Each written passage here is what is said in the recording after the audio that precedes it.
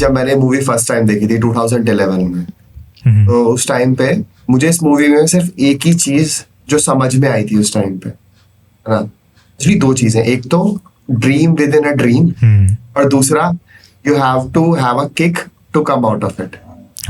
तो ये किक वाला पार्ट मुझे एकदम बहुत इंपॉर्टेंट चीज लगी थी कि आपको ड्रीम से बाहर आने के लिए किक की जरूरत होती है। तो आई रिमेम्बर जब एट दैट टाइम मुझे एक ड्रीम आया था, तो उस ड्रीम में I was on a ladder और मैं गिर गया था। और जैसे ही मैं गिरा तो मेरी नींद खुल गई थी। I was like shit man, this was the kick, this was the kick that, है ना। तो वो चीज मुझे समझ में आई थी। और dream within a dream वाला कॉन्सेप्ट ना मुझे इंटरेस्टिंग लगा था काफी, कि बट उस टाइम पे ना वो पर्पस समझ में नहीं आ रहा था कि भाई ये ऐसा कर क्यों रहा है, what is the purpose behind कि इतना ड्रीम्स में डीप जाना और फिर लेवल को, हर एक लेवल को चेंज करना। मतलब exactly what was going on मुझे पता नहीं चल रहा था उस टाइम पे, क्योंकि आज भी जब मैंने मूवी देखी आई रियलाइज कि there are very complex mechanics in this movie. जो ये लोग डिस्कशन करते हैं कि किस तरीके से इस चीज को पॉसिबल बनाना है, एंड ऐसा नहीं है कि सिर्फ यही लोग इस चीज के अवेयर हैं, दुनिया में और भी लोग हैं जो इस चीज के लिए अवेयर हैं, and they have a security inside their mind, कि अगर कोई इनके माइंड में घुस के उस चीज को अनलॉक करने की कोशिश करेगा तो they have a security system for it. तो मुझे उस टाइम पे इन चीजों का कोई आइडिया नहीं था। मुझे तो बस उस टाइम पे तो बस ये था कि बस इवेंट्स हो रहे हैं, जस्ट इवेंट्स हैपनिंग, ये लोग कार में हैं, ये लोग लिफ्ट में हैं, और ये लोग क्या कहते हैं इन द मिडल ऑफ एक क्या कहते हैं वैली में है ना, क्या कहते हैं, और फिर then they go to the 4th level.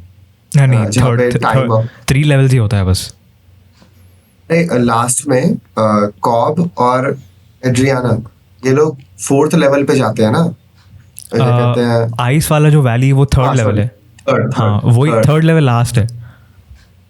एक तो पहला लेवल तो वो होता है जब ये लोग बारिश पड़ती है, किडनैप करते हैं। हाँ, सेकंड लेवल होता है जब ये लोग लिफ्ट में एक होटल में होते हैं। हाँ, 3rd लेवल वो वैली है, जब ये वैली होती है। पर कॉब एक और लेवल इनसाइड जाता है ना, जहाँ पे उसने अपनी वाइफ के साथ पूरा शहर बनाया हुआ होता है, जहाँ पे उसे साइटो मिलता है। बट आई डोंट थिंक वो 4th लेवल होगा, वो उसके दिमाग में गया होगा शायद, वो उसकी मैल और कॉब की दुनिया पे चले जाता है वो। वहाँ पे वो भी होता है ना, फिशर भी होता है, साइटो भी होता है।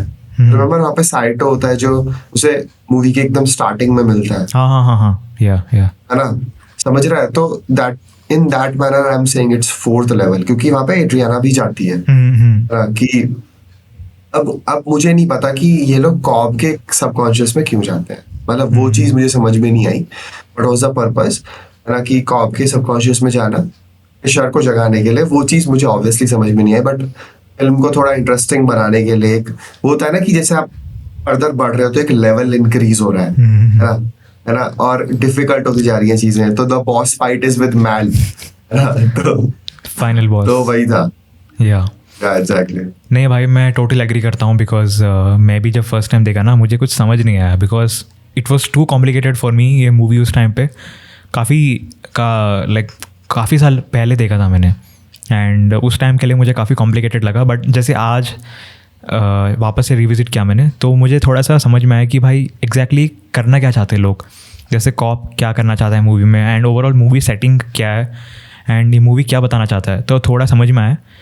बट हाँ, आई अप्रिशिएट कि जैसे ओनली जो ड्रीम कर रहे हैं पूरे मूवी में, बस उन्हीं को ही एक्सपीरियंस हो रहा है। जैसे बम्स आ रहा है तो वो लोग उछल रहे, पानी आ रहा है तो उनको फील हो रहा है कि पानी में है वो, तो अगर क्रैश भी हो रहा है तो वो पूरा फ्लोर रोल हो रहा है, like only for those people they are experiencing, बाकी दुनिया के लिए इट्स लाइक नॉर्मल।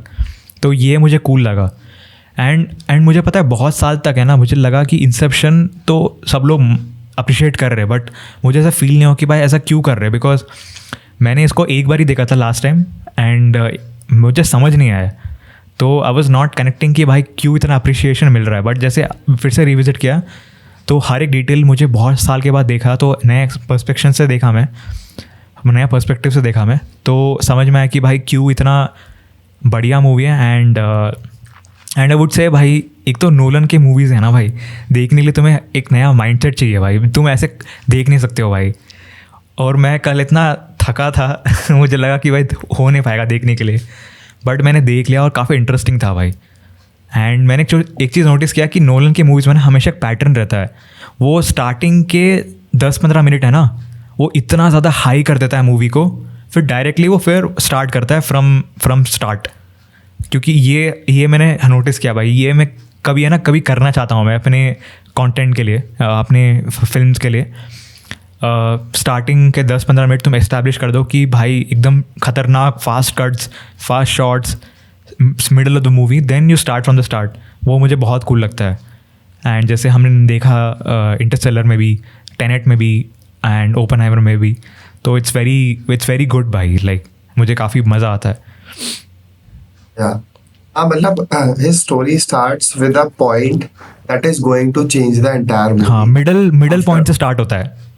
हाँ, अब जैसे इंसेप्शन में हम देखते हैं कि ही वेक्स अप, है ना, वो उन लोगों को अपने बच्चों को देख रहा है, एंड देन उसे साइटो के क्या कहते हैं बॉडीगार्ड्स लेके जा रहे हैं साइटो के पास, है ना। तो इसका मतलब है कि यहाँ पे मुझे थोड़ा कंफ्यूजन था। आई एग्री कि Saito dies on 3rd level, है ना, उसके बाद वो 4th लेवल पे आ जाता है ना, जहाँ पे कॉब उसकी हेल्प करने के लिए जाता है, बट वहाँ पे साइटो बहुत बूढ़ा हो चुका होता है। एंड अकॉर्डिंग टू देम अगर कोई भी इस वाले क्या कहते हैं इंसेप्शन में अगर मरता है तो वो एक लिम्बो में चला जाएगा, राइट, है ना। और वही चीज कॉब के साथ होती है आज, है ना, क्योंकि साइटो उसे गोली मार देता है ना लास्ट में।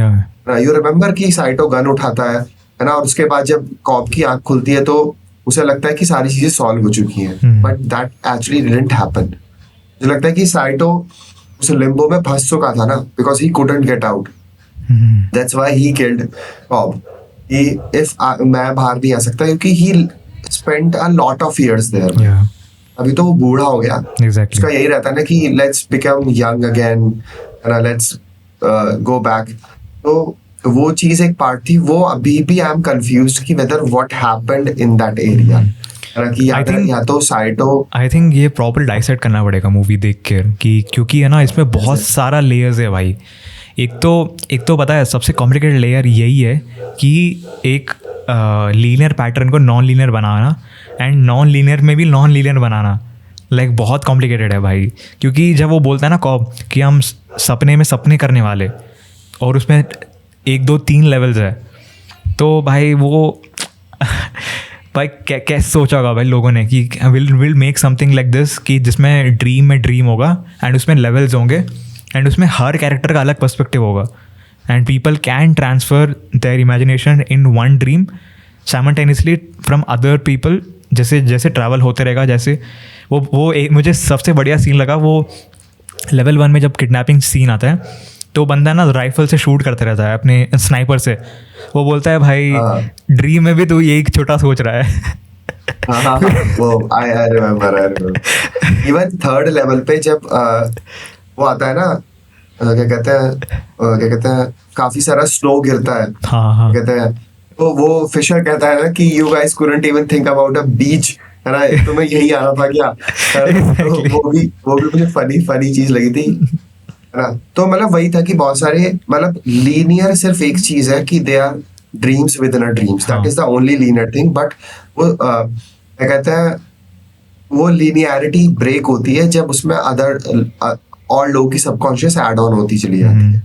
जैसे अगर आप एक के ड्रीम को फॉलो कर रहे हैं तो there are other subconscious of other people, है ना, जो अफेक्ट करना स्टार्ट कर जाएंगे। और वही चीज हो रही थी, बार बार इसे अपने किड्स दिख रहे थे और मैल दिख रही थी। तो देखा जाए तो कॉब ना एक ऐसी चीज को सॉल्व करना चाहता था जो उसने खुद ही कॉम्प्लिकेट करी थी, मतलब keeping the memories of his wife and, है ना। सबसे बड़ी प्रॉब्लम वो यही तो एड्रियन यही तो फिगर आउट कर लेती है कि तुम इन चीजों को इसलिए सॉल्व नहीं कर पा रहे because you are keeping them inside your brain, सब कितने लेवल्स पे, है ना। वही चीज ना उसे उसके ग्लिम्पसेस दिखते हैं तो वो फिर कंट्रोल नहीं कर पाता। देखा था 3rd लेवल पे जब उसकी वाइफ आती है वहां पे, है ना, तो वो पहले शूट ही नहीं कर पाता। मुझे लगता है कि इट्स नॉट अ प्रोजेक्शन, है ना, ऐसा कैसे हो सकता है। They don't even have a control on their memories, because वही ना, जब आप इस लेवल के उस क्या कहते हैं डीप ड्रीम में जाते हो ना, तो it is impossible to separate it out. कि वो से वही तो बोलता है ना कि you have to create new things every time. अगर आप ड्रीम में भी एक आर्किटेक्चर बना रहे हो ना, तो आपको नई चीजें बनानी है। आपको अपनी मेमोरीज को नहीं यूज करना है, नहीं तो आपको डिफरेंस ही नहीं पता चलेगा कि क्या असलियत है और क्या ड्रीम है। तो मैं वही कह रहा हूँ कि इस मूवी का जो थ्योरी वाला पार्ट है, it is very good. I mean, और उसका जो प्रैक्टिकल इम्प्लीमेंटेशन क्रिस्टोफर नोलन ने करा ना, मतलब जो प्रोडक्शन डिजाइन है इस पिक्चर का, I mean it's out of the world man. जो लिफ्ट वाला सीन है ना, और वो जो वो है ना, वो वाला सीन जहाँ पे वो होटल में होते हैं, वो मुझे याद है, वो पूरे प्रॉपर फ्लोर को ऐसे सर्कुलर घुमाते हैं और कैमरा। मैंने उसका BTS देखा था भाई, बहुत ही कॉम्प्लिकेटेड है भाई वो। मतलब how they are making the characters to move. I would say कि भाई जैसे I would say प्रोडक्शन वाले को हैट्स ऑफ, बिकॉज भाई उन्होंने क्रेजी सेट बनाया। एंड वो शॉट मुझे क्रेजी लगता है जहाँ पर वो मिरर खोलती है वो डोर की तरह। कौन है वो? एड्रियन। हाँ, तो 2 मिरर्स को जोड़कर फिर अब ब्रेक कर देती है, फिर मल्टीपल लाइक समथिंग फॉर्म होता है, फिर वहाँ पर वो अपनी लाइक वाइफ को स्पॉट करता है। तो वो सीन में है ना भाई, ऑब्वियसली उन्होंने ऐसे लिया होगा, बट पोस्ट में कितना काम किया होगा भाई उन लोगों ने। वही तो मैं सोच रहा हूँ, इनका कैमरा कहाँ है भाई। मतलब आई वाज लिटरली कि कैसे, मतलब मैं वही सोच रहा हूँ कि मुझे ना ज्यादा मैं सरप्राइज था इम्प्लीमेंटेशन को लेकर। एग्जैक्टली, है ना, कि तू इमेजिन, तुझे याद है कि जब ये एड्रियन को सेकेंड टाइम ड्रीम में लेके जाता है प्रैक्टिस कराने के लिए, तो उसे पता चलता है कि हम लोग आर्किटेक्चर चेंज कर सकते हैं, है ना, फिजिक्स भी डिफरेंट हो सकती है। तो वो ऐसे वर्ल्ड को ऐसे प्रॉपर सर्कुलर बना देती है और वन ओवर अनदर फिट कर देती है। तो मैं सोच रहा था कि इस तरीके का सीन है, remember happened in doctor strange, है ना। तो भाई मुझे लिटरली वही फीलिंग आ रही थी कि मेरा इन 2011 इस तरीके की कोई चीज देखना कितना एनॉर्मस चीज होगा। मतलब आई मीन कि तुम ऐसा सोच पा रहे हो भाई। तो मैं तेरी बात से टोटली एग्री करता हूँ कि जब आप क्रिस्टोफर नोलन की कोई भी मूवी देख रहे हो, you have to have a new mindset. आप एकदम ऐसे नहीं जा सकते कि हाँ भाई मैं तो रेडी हूँ एकदम इस पिक्चर के लिए। No, exactly, and that is the art that he makes. तो नहीं, वो तो ही इम्प्लीमेंट्स, तुझे नहीं लगता मतलब इसकी सारी पिक्चरों में how he implemented the idea, है ना, is the real art of his film making. इसके सबसे अव्वल एग्जांपल इंसेप्शन और इंटरस्टेलर है। अरे भाई हाँ, टोटली एग्री, है ना। तो अब जैसे ओपनहाइमर भी is a very good movie, है ना, वो तो उसने प्रूव कर दिया, पर मुझे implementation of Interstellar is better लगता है, क्योंकि भाई तुमने उसमें ब्लैक होल दिखाया। बट एक और चीज मानेगा भाई, टेनेट में भी है ना भाई, काफी क्रेजी सीन्स है भाई। एग्जैक्टली वो कार वाले सीन, यस, मैं टेनेट को तो भूल ही गया था। मतलब उसका इम्प्लीमेंट, टेनेट जब देखा ना भाई, मैं माइंड ब्लो हो गया भाई, ये कैसे पॉसिबल कर दिया भाई ये सब चीजें। लाइक एक वर्ल्ड में तुम सीधा चल रहे हो, दूसरे वर्ल्ड में तुम बैकवर्ड सब चीजें हो रही है, एंड सब चीज एक सेम सेटिंग में हो रहा है भाई। मैं जब थिएटर में देखा, मैं सोच रहा हूँ कि भाई ट्रिप कर रहा हूँ क्या मैं, ये क्या हो रहा है भाई। क्रेजी भाई, crazy, it was crazy man. भाई ना इम्प्लीमेंटेशन इस बंदे का जो है ना, वो एकदम पीक पे है। आई मीन स्टोरी को तुम साइड में रखो, तुम पहले विजुअल्स देखो भाई मेरे।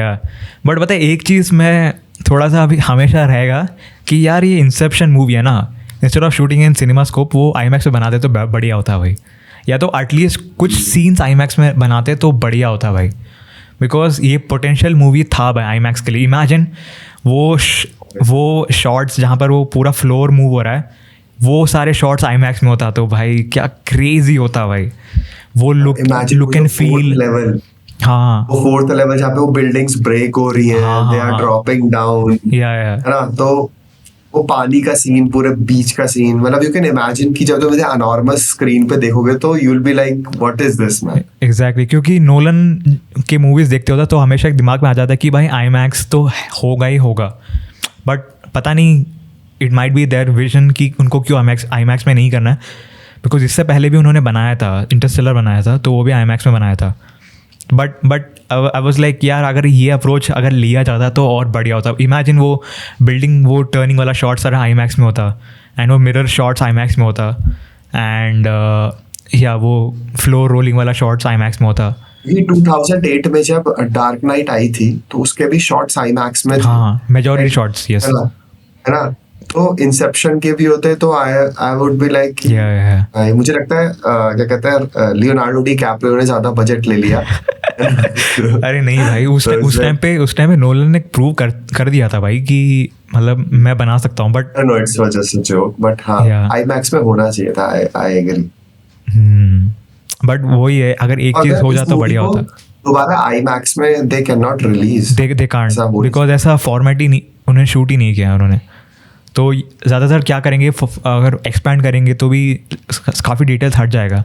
आई डोंट थिंक IMAX में होगा, ये नॉर्मल सिनेमा स्कोप में ही होगा। But it was crazy man. पता है मुझे सबसे बढ़िया चीजें ना इस मूवी के, जो वाइड शॉट्स में बैकग्राउंड में जो चीजें चेंज हो रही हैं, है ना, तो मतलब it is very real man, it is very real. मुझे लगता है कि इंसेप्शन का स्टोरी इज गुड, है ना, it is very complicated structure, मैं ये तो कहूंगा, है ना, लेकिन मैं I am more impressed by the movie making, मतलब ऑल ओवर मूवी मेकिंग की किस तरीके से इन्होंने बिल्डिंग्स को फॉर्म करा, क्या इन्होंने मतलब किस तरीके से इन्होंने प्रोडक्शन दिखाया, मतलब प्रॉपर हर एक सब लेवल का।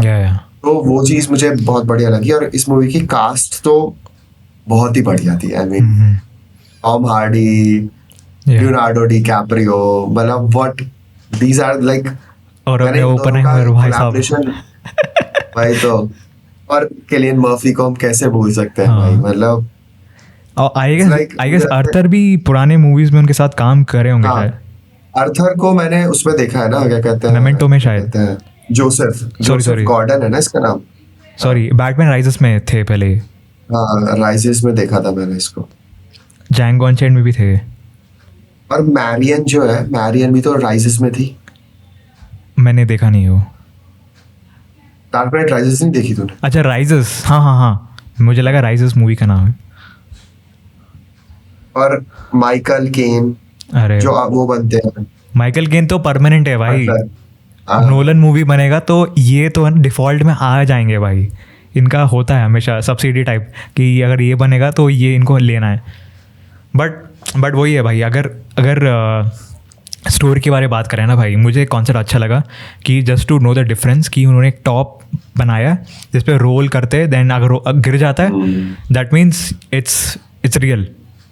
एंड सबका डिफरेंट है, नहीं मैं कॉप की बात कर रहा हूँ, या अगर वो गिर जाता है रोल होते होते देन इट्स रियल, अगर रोल होते रहता है देन इट्स ड्रीम। बट पता है एक सीन से मुझे थोड़ा कंफ्यूज होगा, लास्ट में जब वो अपने बच्चों से मिलता है तब थोड़ा शेक होता है वो, मतलब गिरने लायक हो जाता है। It's a dream actually. But पता है दूसरी तरफ से माइकल केन का मैंने स्टेटमेंट सुना था, वो कहते हैं कि जहाँ उनका सीन्स है वो सारा रियल सीन्स है, नॉट ड्रीम सीन्स। क्योंकि डायरेक्टर ने वो बताया नहीं कि भाई ये गिर रहा है या फिर रोल हो रहा है। They stop the movie like suddenly. यार मुझे क्या लगता है ना कि व्हाट हैपेंड कि साइटो ने गन उठाई, उसने कॉप को गोली मारी, कॉप उस लिम्बो में चला गया, जिस क्योंकि यार उसके बच्चे बड़े नहीं हुए क्या? हाँ वो देख, उसके kids they were same, exactly the same, everything was same. Because फिर इनका स्टेटमेंट भी मैंने देखा था कि उन्होंने बोला था कि जहाँ मैं हूँ वो सारे रियल सीन्स है, so none of the scenes where I am there it's dream. तो कैसे जस्टिफाई होता है वो मुझे पता नहीं है, क्योंकि मैं वेट कर रहा था कि भाई एंड में है ना भाई वो गिर जाए या फिर कुछ हो जाए, बट उन्होंने स्टॉप कर दिया फिल्मिंग। आई डोंट नो भाई, Who knows भाई। बट और पता है, अच्छा मुझे पता चल रहा है कि वो जो इसमें लियोनार्डो का जो अच्छे है ना, उसमें जो छोटा लड़का है वो एक्चुअली में क्रिस्टोफर नोलन का बेटा है। ओ जॉनथन। इसमें दिखा रहे हैं जेम्स जेम्स करके, मैग्नस नोलन। मुझे मैं कैसे दिखाऊं मुझे मैग्नस नोलन। इसको, ये जो देख, अच्छा फिर यहाँ पर कुछ अलग दिखा रहा है, यहाँ पर ये बता रहा है जॉनथन गेयर। हाँ जॉनथन गेयर, ये कौन है? अरे कितने बच्चे हैं भाई इसके। अच्छा मैग्नस नोलन, यस यस समझ गया, गॉट इट। अच्छा हाँ, इसको देखा है मैंने, इसको देखा है ड्यूरिंग ओपनहाइमर। ये काफ़ी साथ में जाते थे इंटरव्यूज़ के लिए। हाँ भाई, मैं एक चीज़ बोलूँगा कि इनका जो किट प्लेसमेंट है ना भाई मूवी में, कि जहाँ जहाँ इमेजिन कर रहा है बंदा कॉप, जहाँ जहाँ उसके बच्चे घूम रहे, खेल रहे, कूद रहे, भाग रहे, तो वो मुझे काफ़ी पोएटिक लगा भाई। कि मिडल ऑफ द केओस एक छोटा सा सीन आ रहा है जहाँ पर सब चीज़ चिल है, उसमें बच्चे खेल रहे एंड भाग रहे। वो याद है शॉट जहाँ पर वो क्या कहते हैं, फिशर एक बार में बैठा होता है, बार में बैठे होते हैं एंड सडनली पूरा है। बार हिलते रहता है। लाइक एक साइड पे वो इन्वर्ट हो चुका है, एंड सडनली वो जब वो बाहर जाते हैं टुवर्ड्स एग्जिट या कहीं जाने के लिए, तो he sees that his kids are playing उसके डोर के पास। तो कितना क्रेजी है भाई, कितना केओस हो रहा है, और उसको वही याद आ रहा है कि बच्चे को देख लूँ मैं। तो वो भी अच्छा लगा। एंड जहाँ पर वो याद है जब एड्रीन एंड कॉप मैल और कॉप के यूनिवर्स में जाते, तब वहाँ पर भी बिल्डिंग्स पूरा टूटा फूटा है, and suddenly you see kids playing around there. तो ये प्लेसमेंट मुझे काफ़ी अच्छा लगा, कि जैसे होता है ना कि समथिंग डिवाइन दिखाने के लिए you show their kids, and kids भी काफ़ी ग्लो अप वाले उस पर थे भाई। काफ़ी इंटरेस्टिंग था भाई ये, कि मतलब हाँ एक चीज़ तो मानता हूँ कि कॉप जस्ट बिकॉज उसकी वाइफ है ना भाई, शी कुडंट अंडरस्टैंड कि क्या रियल क्या फेक है, उसके वजह से उसका पूरा फैमिली डिस्ट्रॉय हो गया भाई। That's the reason he can't even meet his kids properly, because वो जब भी मिलने जाएगा ही नोज कि भाई वो अरेस्ट हो जाएगा। वो आइडिया उसने खुद ही डाला था ना उसके अंदर। हाँ कि मतलब you have to always question कि इज इट रियल और नॉट, और वो अपनी रियलिटी को ही क्वेश्चन करने लगती है कि इज इट रियल और नॉट। बट और वही था कि बिकॉज मुझे समझ में नहीं आया कि when she came out in the real dream उसने वो घुमाया क्यों नहीं। यार वही है ना, मैनिपुलेटेड हो गई थी भाई वो, मतलब वो समझ नहीं पा रही थी कि क्या असली क्या झूठ है। बट पता है वो ये दोनों अच्छे थे भाई, बट उसको थोड़ा और दिमाग से काम लेना चाहिए था मैल को। Dream within a dream भाई, why do you want to live in a dream भाई। तुम लोग अपनी रियल बट पता है ये काफ़ी इंटरेस्टिंग कॉन्सेप्ट है भाई, कि इमेजिन जैसे चलो ये नोलन सर भाई साहब ने उन्होंने बना दिया कि dream with in a dream में तुम अपना ओन वर्ल्ड बना रहे हो। जैसे आज अभी इम्प्लीमेंट हो रहा है, जैसे तुम मेटा के वर्ल्ड में जाकर कुछ भी बना सकते हो। तो ये उस टाइम पे बन गया था भाई मूवी ऐसे। इमेजिन कि जैसे अभी हमें एबिलिटी मिल गया कि हम ड्रीम में अपना सारा काम करें, भाई लगेगा कि भाई वापस हमें रियलिटी में आना है। नहीं भाई, ऐसा कभी नहीं होना चाहिए। पता है मैंने एक मूवी देखी थी, वो उसकी थी, ब्रूस विल्स की मूवी थी वो। ओके। सॉरोगेट्स उस मूवी का नेम सॉरोगेट्स था। तो उसमें क्या होता था कि everybody is all the time on their bed, so they have their surrogates robots जो बाहर जाके चीजें करते हैं, उनके लिए इंटरैक्ट करते हैं, and they are like good looking, है ना, मतलब हर चीज है, मतलब उनके पास एकदम आइडियल बॉडी है। तो उस पूरी मूवी में ना ये दिखाया जाता है कि पीपल आर लूजिंग देमसेल्व्स, मतलब वो लोग सॉरोगेट वाले बॉडी में रह के खुद को इतना ज्यादा, ये पता है कहीं ना कहीं रेडी प्लेयर 1 वाला वाइब दे रहा है। हाँ भाई, पर ready player 1 was more likely it was just a game, है ना। बट यहाँ पे वो अपनी रियलिटी को ही वही बना चुके थे कि भाई हमें सॉरोगेट्स, रुक जा मैं देखता हूँ सॉरोगेट्स। ओके वो उसकी ब्रूस विल्स की है। और ब्रूस विल्स भी बस अब मुझे लगता है वो ज्यादा जिएगा नहीं, उसकी भी हालत सही नहीं है। क्या हुआ है? मतलब अब वो भूलता जा रहा है चीजों को। 2023? नहीं 2023 नहीं भाई, पुरानी मूवी है। सरोगेट्स? 2009।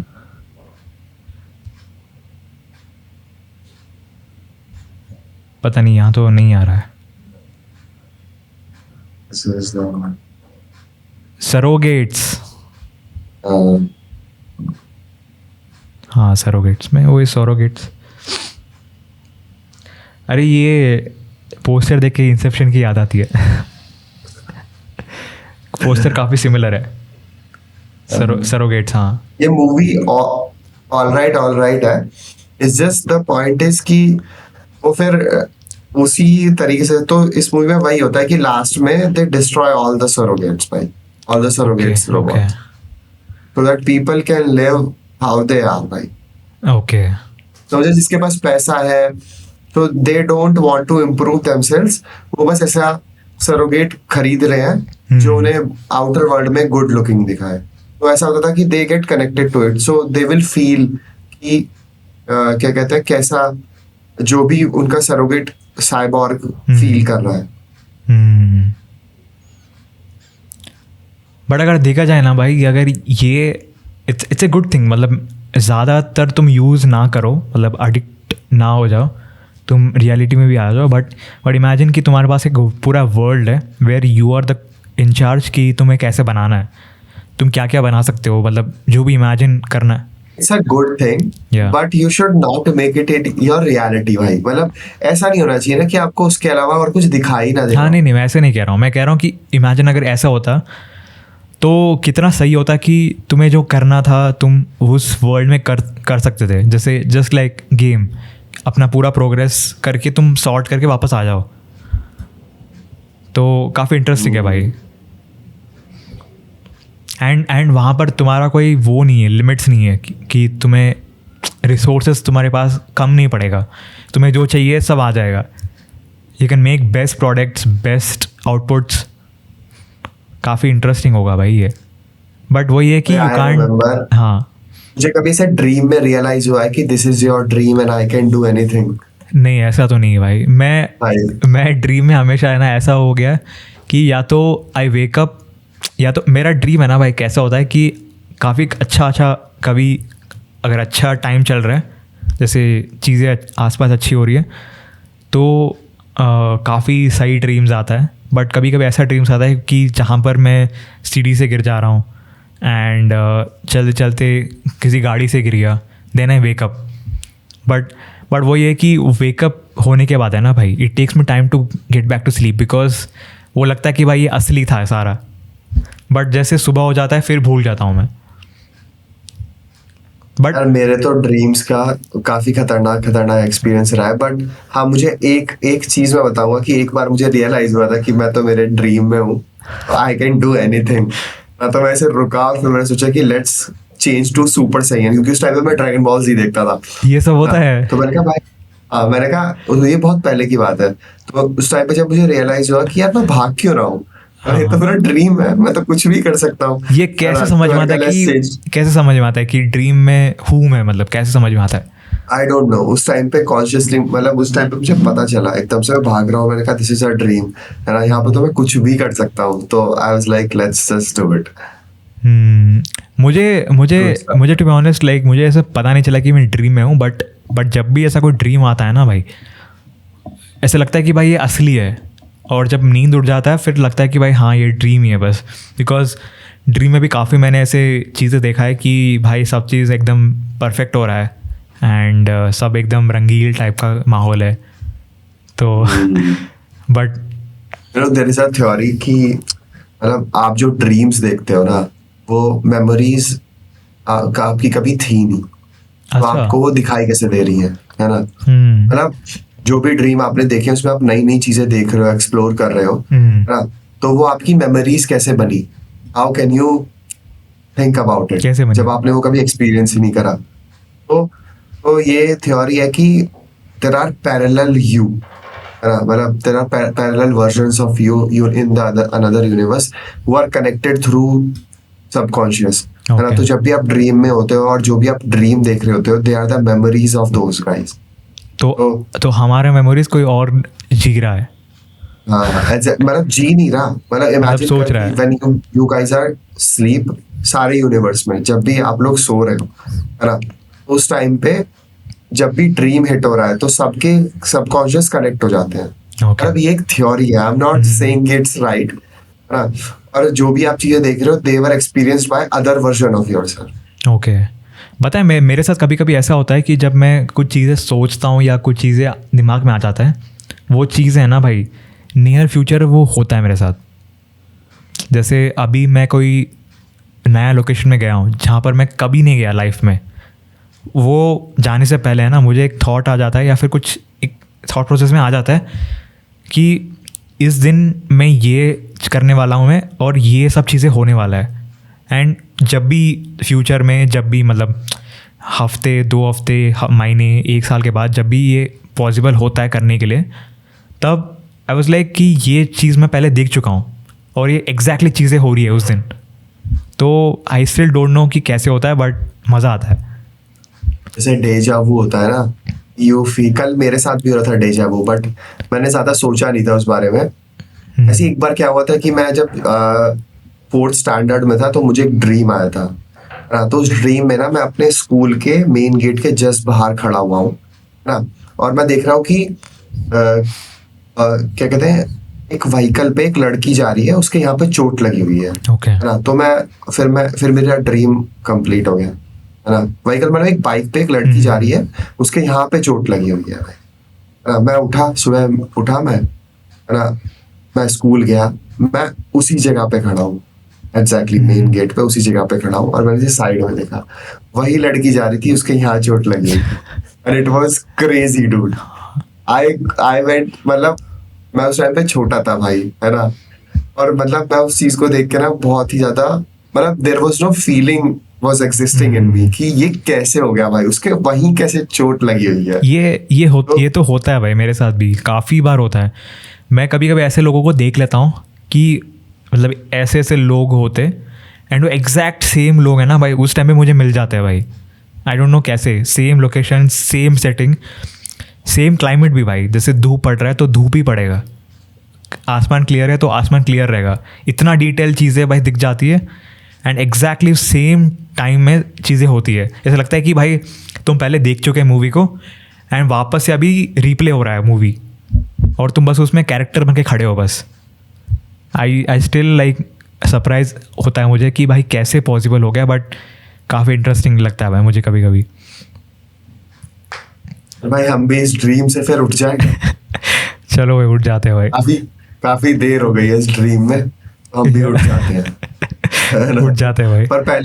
पर पहले व्यूअर्स को बोल देते हैं कि वो एटलीस्ट लाइक सब्सक्राइब कर दें, शेयर करें इस एपिसोड को. डेफिनेटली. तो गाइज हम जैसे अभी ड्रीम से उठने वाले, तो till then you can just subscribe, like, share, comment सब करिए, एंड सो दैट अभी हम उठ गए ड्रीम से, तो वी कैन नॉट से ऑल दिस. सो तब तक के लिए आप कर दीजिए और शेयर करिए एपिसोड को.